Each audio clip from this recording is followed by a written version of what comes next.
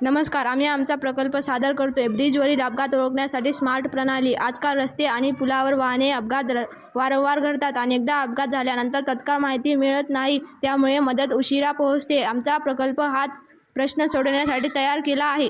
या प्रकल्पात आम्ही FSR सेन्सर आणि बझर वापरला आहे. ब्रिजच्या रस्त्यावर प्रेशर सेन्सर बसवला जातो. जेव्हा एखादं वाहन जास्त वेगाने किंवा जास्त दाबाने जातं तेव्हा सेन्सर त्या दाबाची ओळख करून घेतं. जर हा दाब ठराविक मर्यादेपेक्षा जास्त झाला म्हणजे अपघाताची शक्यता आहे, तेव्हा बझर वाजतो आणि ॲक्सिडेंट अलर्ट असा सिग्नल देतो. हा सर्किट आर्डिनोवर चालतो. प्रेशर सेन्सरकडून आलेली ॲनालॉग व्हॅल्यू आर्डिनो वाचतो. जर ती व्हॅल्यू थ्रेशोल्डपेक्षा जास्त असेल तर बदल चालू होतो. आम्ही कोडमध्ये सिरियल मॉनिटरवरून थ्रेशोल्ड व्हॅल्यू बदलण्याची सोय केली आहे.